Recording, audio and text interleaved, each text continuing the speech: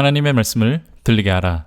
출애굽기 14장 강해 여호와께서 너희를 위하여 싸우시리니 너희는 가만히 있을지니라.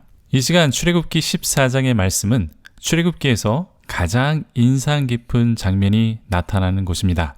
이스라엘 백성은 홍해 앞에서 멈추어 섭니다. 이때 이집트의 군대는 병거를 이끌고 갈 곳 없는 이스라엘 백성들을 향하여 돌격하는 장면이 나타납니다. 이때 이스라엘 백성들은 모세와 하나님을 원망하고 절망에 빠집니다. 하지만 하나님께서는 홍해를 가르시고 이스라엘 백성들을 마른 땅으로 홍해를 건너게 하십니다. 그리고 이를 쫓던 이집트 군사들은 모두 홍해에 빠져 죽게 되는 이야기가 나타납니다. 너무나도 극적이고 멋진 장면이기 때문에 출애굽기를 다루는 영화에서 가장 극적인 장면으로 묘사하고 있습니다. 하지만 이번 시간에는 영화적인 극적인 장면이 아니라 성경이 이 사건을 통해서 우리들에게 어떤 말씀을 하시는지 그 초점을 맞추어서 함께 나누도록 하겠습니다. 우선 본문 말씀으로 들어가기 전에 약간의 논란이 있는 부분을 먼저 살펴보겠습니다. 2절에 보면 이스라엘 백성들이 바닷가에 장막을 칩니다. 여기에 지명이 나타나는데 믹돌 사이, 비아히롯 앞, 바알스본이라고 정확하게 그 위치가 나타납니다. 그런데 현재 이 장소가 정확히 어디인지는 아무도 모릅니다. 오랜 기간 동안 많은 학자들이 나름대로 그 위치를 추정하고 있지만 모두 가설에 불과합니다. 이 위치를 현재 아는 사람은 아무도 없다는 것이 팩트입니다. 홍해라는 지명도 약간의 논란이 있습니다. 영어로는 Red Sea라고 해서 말 그대로 붉은 바다, 홍해 이렇게 말하는 것이고 또 영어로는 Red Sea라고 부르기도 하는데 갈대바다 이렇게 부르기도 합니다. Red Sea하고 Red Sea하고 발음이 비슷하기 때문에 붉은 바다 아니면 갈대바다 이곳은 같은 곳 다른 이름이다 이렇게 말하기도 합니다. 열왕기상 6장 26절에는 갈대들의 바다 즉 Sea of Reeds라고 되어 있는데 한글 성경에는 홍해라고 번역이 되어 있습니다. 그래서 어떤 사람들은 이스라엘이 이 갈대 늪지대를 건넌 것이다. 물이 비교적 없었을 때 또는 늪지대가 말랐을 때 이 갈대바다를 건너갔다 이렇게 주장을 합니다. 하지만 이 주장은 받아들이지 않는 이유가 두 가지가 더 있습니다. 첫 번째 이유는 열왕기상에서 갈대들의 바다라고 이렇게 나오지만 수심이 낮은 늪지대가 아닙니다. 왜냐하면 솔로몬이 여기에서 함대를 건조한 항구이기 때문입니다. 즉 군함이 뜰 수 있는 깊은 수심의 바다라는 것입니다.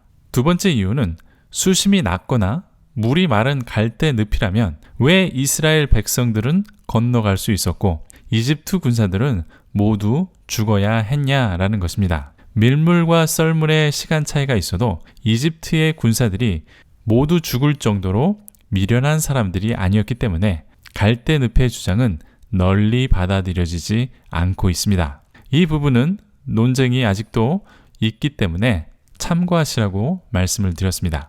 이제 본문으로 들어가 보겠습니다. 3절에 보니까 이스라엘 백성들은 바닷가 앞에 진을 치고 광야에 갇히게 되었다고 말씀하고 있습니다. 그런데 여기서 하나님께서 말씀하십니다. 4절을 보겠습니다. 내가 바로의 마음을 완악하게 한즉 바로가 그들의 뒤를 따르리니 내가 그와 그의 온 군대로 말미암아 영광을 얻어 애굽 사람들이 나를 여호와인 줄 알게 하리라 하시매 무리가 그대로 행하니라. 이 말씀이 바로 오늘 주제의 말씀입니다. 하나님의 말씀을 따르고 하나님께 순종했습니다. 군사적으로도 비상식적인 고립된 지역의 진지를 이스라엘 백성들은 구축하게 된 것입니다. 이집트의 군사들이 쫓아온다면 여기에서 진을 치지 말고 다른 곳으로 옮겨야 했습니다. 하지만 하나님의 말씀을 믿고 따랐기 때문에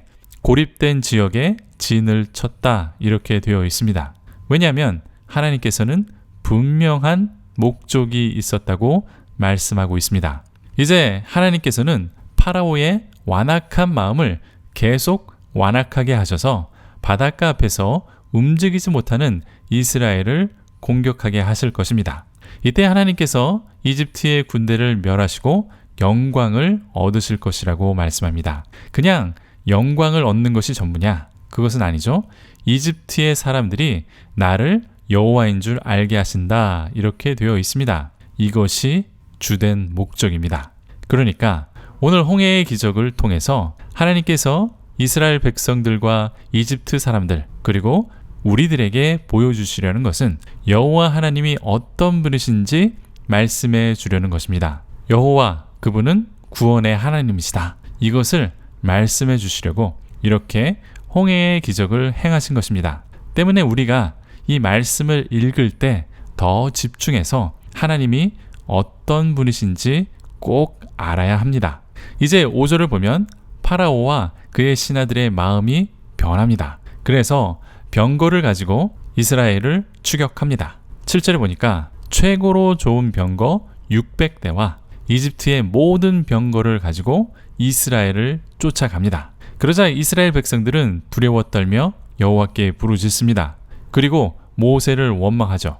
11절을 보겠습니다. 그들이 또 모세에게 이르되 애굽에 매장지가 없어서 당신이 우리를 이끌어내어 이 광야에서 죽게 하느냐? 어찌하여 당신이 우리를 애굽에서 이끌어내어 우리에게 이같이 하느냐? 우리를 왜 광야에서 죽게 하냐?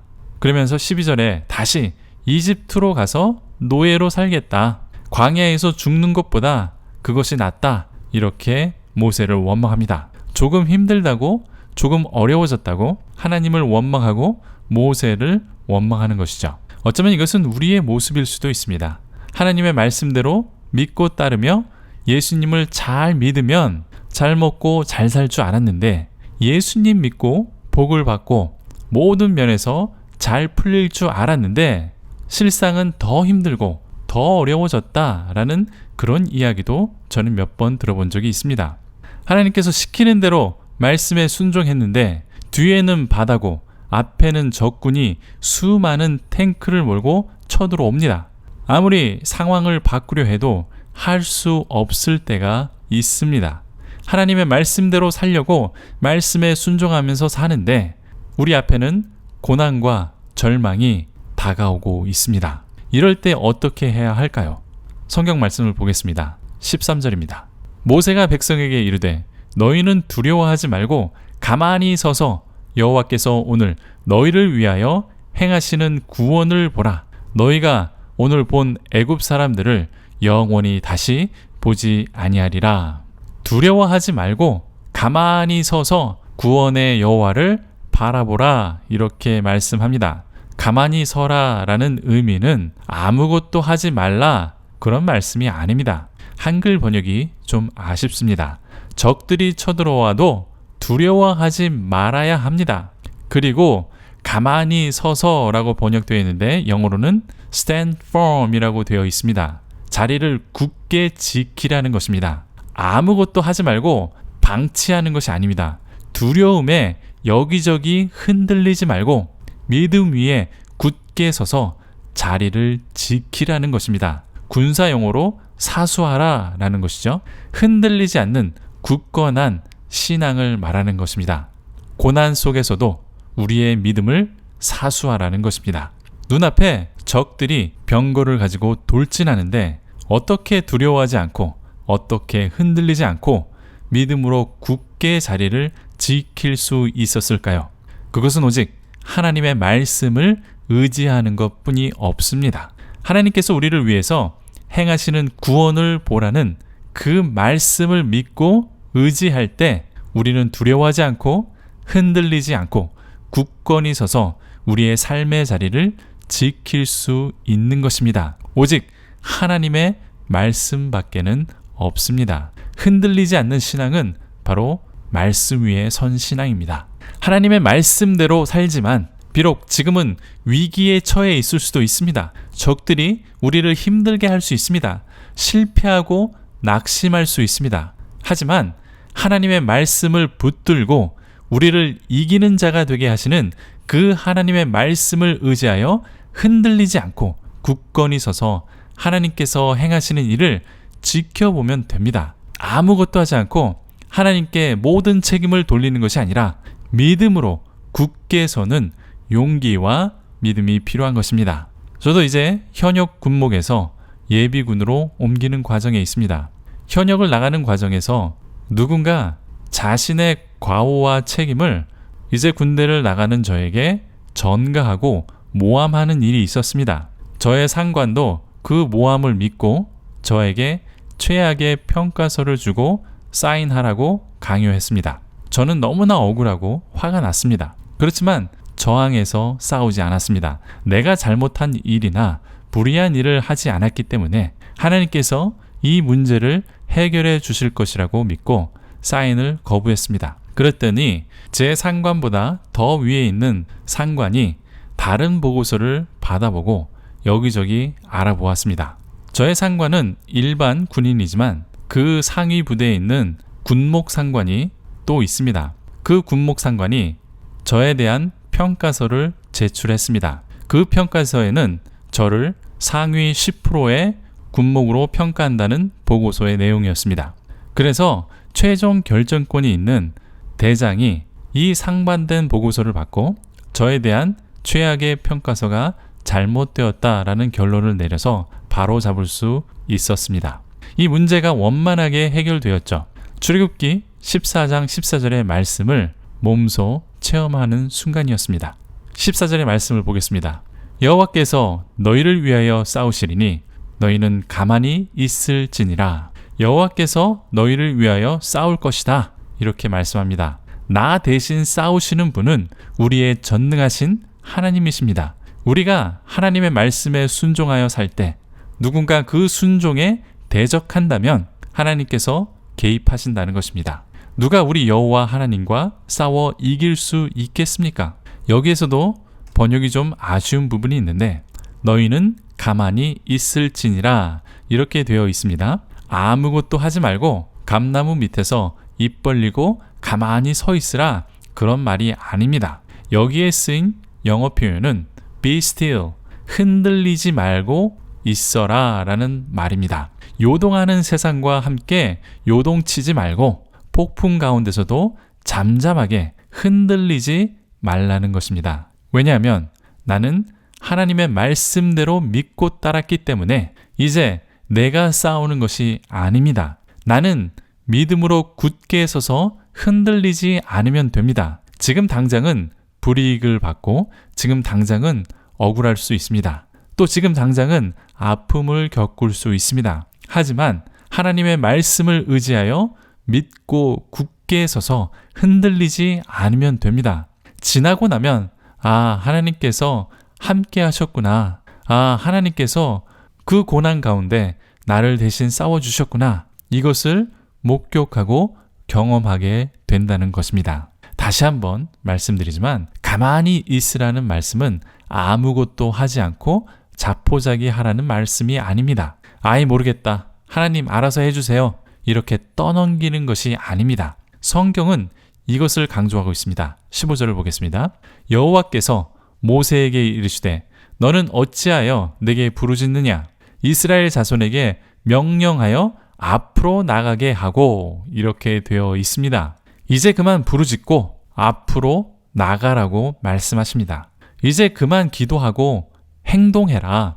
말씀대로 믿음의 행동을 하라는 것입니다. 믿음 위에 굳게 서는 것도 믿음의 행위입니다. 믿음으로 흔들리지 않는 것도 믿음의 행위입니다. 이제 일어나서 앞으로 나가야 합니다. 이제 믿음의 행위가 필요합니다. 모세는 어떤 믿음의 행위를 하는지 한번 살펴보겠습니다. 16절입니다. 지팡이를 들고 손을 바다 위로 내밀어 그것을 갈라지게 하라. 이스라엘 자손이 바다 가운데서 마른 땅으로 행하리라. 지팡이를 들고 손을 바다 위로 내밀라고 명령하십니다. 지팡이는 믿음을 상징합니다. 지팡이는 또 하나님의 능력을 상징합니다.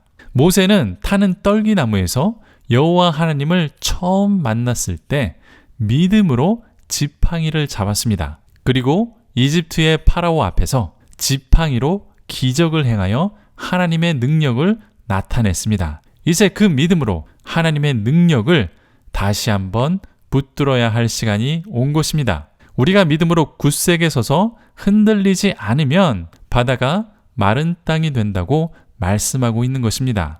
여러분 앞에 건널 수 없는 바다가 있습니까? 여러분 앞에 여러분을 모함하고 여러분을 대적하는 이집트의 군대가 있습니까? 그 고난이 어떤 것이건 그 고난을 통해서 두 가지의 일은 반드시 일어난다고 성경은 말하고 있습니다. 그럼 어떤 두 가지의 일이 일어나느냐? 첫 번째, 하나님께서 영광을 받으실 것입니다. 또 두 번째, 하나님이 어떤 분이신지 알게 될 것입니다. 이것은 제 말이 아니라 성경 말씀입니다. 17절을 보겠습니다. 내가 애굽 사람들의 마음을 완악하게 할 것인즉 그들이 그 뒤를 따라 들어갈 것이라. 내가 바로와 그의 모든 군대와 그의 병거와 마병으로 말미암아 영광을 얻으리니. 이렇게 되어 있습니다. 그러니까 첫 번째 포인트가 여기서 나타나죠. 하나님께서 영광을 받으실 것인데 파라오와 그의 군대와 그의 병거와 기병들로 말미암아 여호와 하나님께서 영광을 얻게 된다. 이렇게 말씀합니다. 그러니까 우리 앞에 이길 수 없는 고난과 절망이 밀려오는 상황이 우리의 인생에 나타날 수 있습니다. 그런데 우리가 이러한 고난과 절망 가운데 하나님의 말씀을 의지하여 믿음으로 굳게 서서 흔들리지 않으면 이 고난과 절망을 통해서 하나님의 영광을 목격하게 된다는 것입니다. 두 번째 포인트는 우리는 고난과 절망이 우리를 삼키려 할 때 우리가 하나님의 말씀을 붙들고 믿음으로 굳게 서서 흔들리지 않으면 우리와 우리를 대적하는 자들까지도 하나님이 어떤 분이신지 알게 된다고 18절에서 말씀하고 있습니다. 보겠습니다. 내가 바로와 그의 병거와 마병으로 말미암아 영광을 얻을 때에야 애굽 사람들이 나를 여호와인 줄 알리라 하시더니, 즉 우리에게 밀려오는 고난과 절망을 통해서 우리는 여호와 하나님이 어떤 분이신 줄 알게 된다는 것입니다. 때로는 우리 앞에 문제가 다 해결되지 않을 수 있습니다. 때로는 우리가 극복할 수 없는 문제를 가지고 살아야 할 때도 있습니다. 예수를 믿는다고 모든 문제가 해결되지는 않습니다. 하지만 예수를 믿고 달라지는 것이 있습니다. 우리에게 밀려오는 고난과 절망 또는 그 문제가 해결이 될 때 하나님께서 영광을 받게 될 것입니다. 반대로 우리에게 밀려오는 고난과 절망 또는 우리의 삶의 문제가 해결되지 않는다면 우리는 여호와 하나님이 어떤 분이신지 알게 된다는 것입니다. 우리의 고난과 절망 그리고 삶의 문제를 통해서 우리는 여호와 하나님과 더욱 가까워지고 그 가까워짐을 통해서 우리는 영원한 하나님과 사랑하는 관계가 형성이 되는 것이죠. 오늘 출애굽기 14장의 말씀은 이 여호와 하나님을 아는 것이 제일 중요하다고 강조하고 있습니다. 여호와께서 우리에게 어떤 일을 행하시는지 알게 될 것이라고 계속해서 반복되고 있습니다. 출애굽기 14장에서 계속해서 반복되는 구절이 있습니다. 그 구절은 여호와께서라는 구절입니다. 8절에 보면 여호와께서 파라오의 마음을 완악하게 하십니다. 13절에 여호와께서 오늘 구원하시는 것을 보게 될 것이라고 말씀합니다. 14절에 여호와께서 나를 위하여 싸우신다고 말씀합니다. 21절에 여호와께서 바람으로 홍해를 가르십니다. 24절에 여호와께서 불과 구름 기둥으로 이집트 군대를 막으십니다. 25절에 여호와께서 싸우셔서 이집트를 치십니다. 26절에 여호와께서 바다가 다시 이집트 군대 위로 흐르게 하십니다.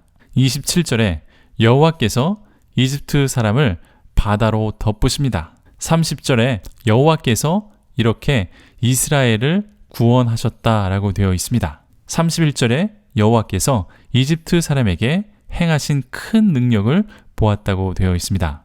우리는 우리의 인생 앞뒤로 다가오는 고난과 절망을 통해서 여호와 하나님이 어떤 분이신지 알게 될 것입니다. 비록 우리가 원하는 방향으로 이 모든 고난과 절망이 해결되지 않을 수 있습니다.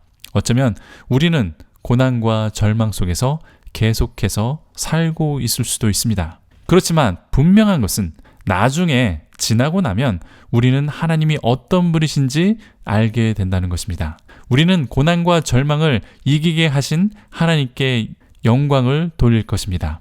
우리의 모든 눈물을 씻어주시고 잘했다 칭찬하시며 우리를 맞아주실 그 여호와 하나님을 우리는 알게 될 것입니다. 하나님의 말씀대로 살아가십시오. 그 말씀에 의지하여 믿음 위에 굳게 서서 흔들리지 않을 때 우리의 고난과 절망을 대신하여 하나님께서 싸워주실 것입니다. 우리에게는 아주 길고 어려운 시간일 수 있습니다. 성경 속 이스라엘도 그렇게 느꼈을 것입니다.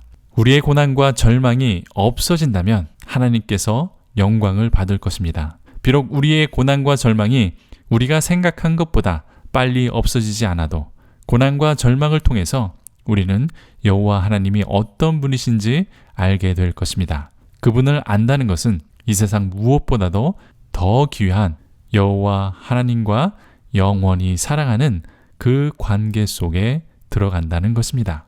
저와 여러분은 이 믿음 위에 굳게 서서 흔들리지 않고 고난을 이겨 하나님께 영광을 돌리고 또 고난을 통하여 하나님을 알고 하나님과 사랑하는 영원한 관계, 사랑하는 관계가 지속되시길 간절히 축원드립니다. 아멘.